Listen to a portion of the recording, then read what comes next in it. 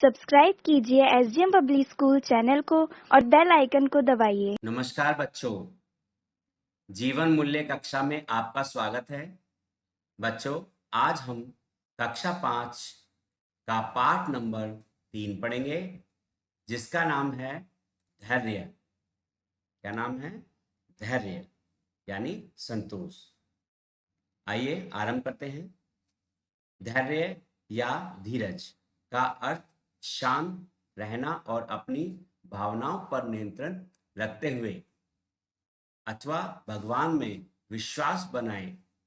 विश्वास खोए बिना अपनी कठिनाइयों को का साहस के साथ सामना करना होता है।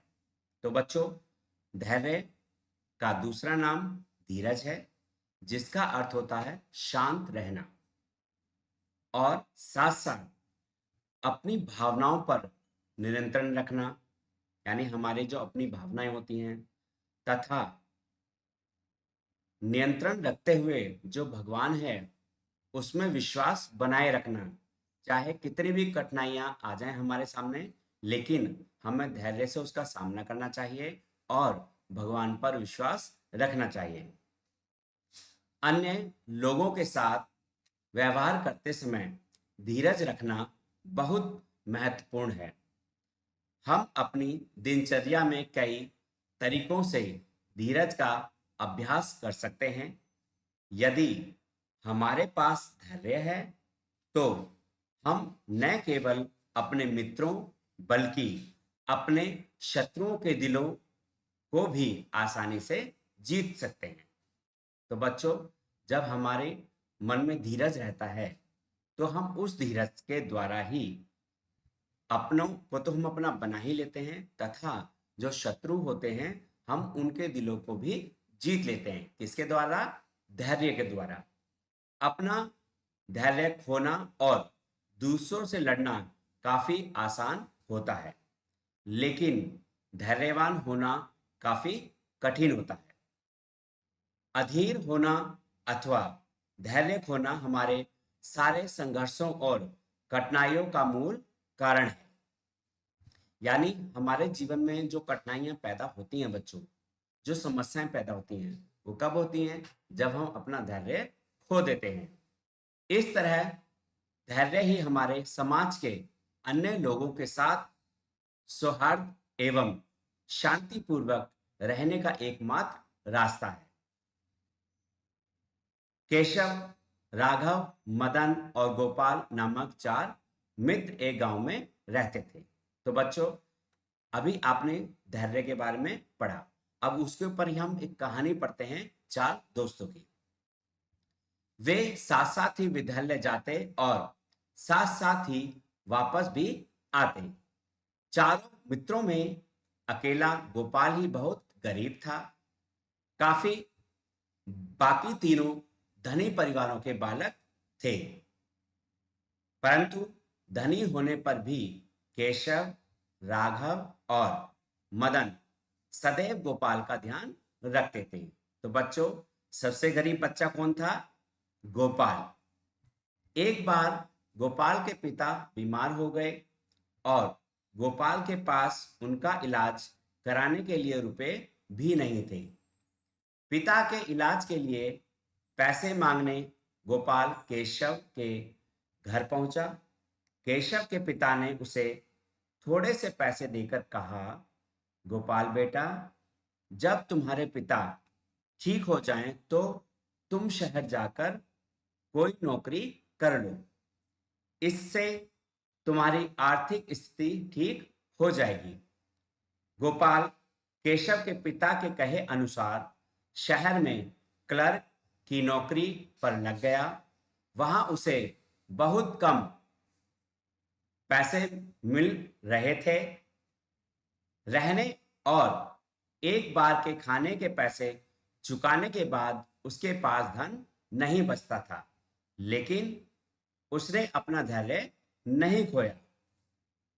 जब उसने अपने खर्चों में से प्रतिदिन कम से कम 1 रुपया बचाने की योजना बनाई, उसने ऐसा ही किया और व्यापार शुरू करने के लिए कुछ धन भी जमा कर लिया।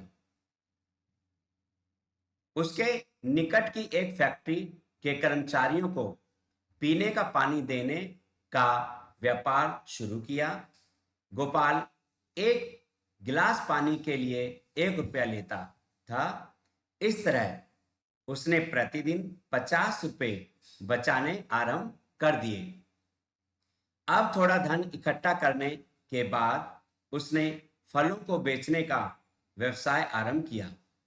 इससे वह प्रतिदिन 100 रुपए तक बचा लेता था। इस प्रकार उसने कुछ और धन एकत्रित करके एक फैक्ट्री खरीद ली जो घाटे में चल रही थी। अब वह एक फैक्ट्री का मालिक बन गया। यह सब उसके धैर्य के कारण ही संभव हुआ। ऐसे बहुत से अवसर आते हैं जब हमें धैर्यशील होना पड़ता है।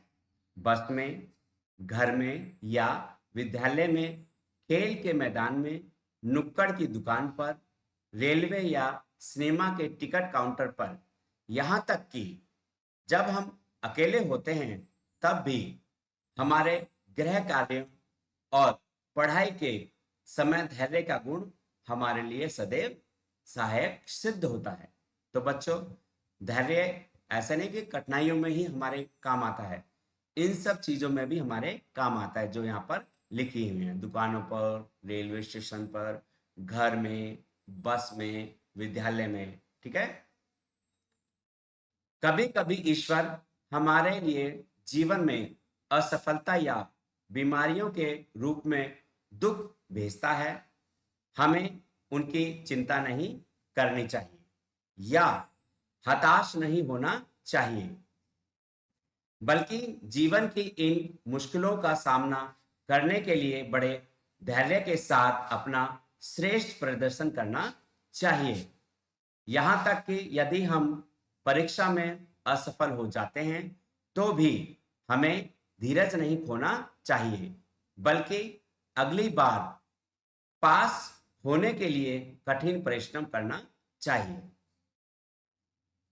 यहाँ हमें Newton, Galileo, CV Raman, doctor Bhama और मैडम क्यूरी जैसे वैज्ञानिकों को याद करना चाहिए।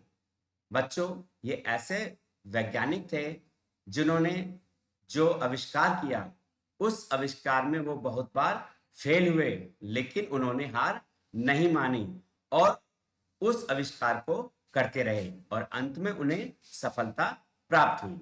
तो हमें इनके जीवन से प्रेरणा लेनी चाहिए।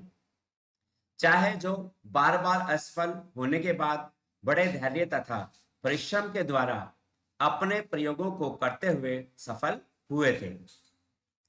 यह कहानी हमें बताती है कि हमें किसी भी समस्या का सामना करने योग्य होना चाहिए। यह महत्वपूर्ण नहीं है कि हमें कितनी कठिनाइयों का सामना करना पड़ेगा। गोपाल ने अनेकों कठिनाइयों का सामना किया, लेकिन उसने अपना धैर्य नहीं खोया।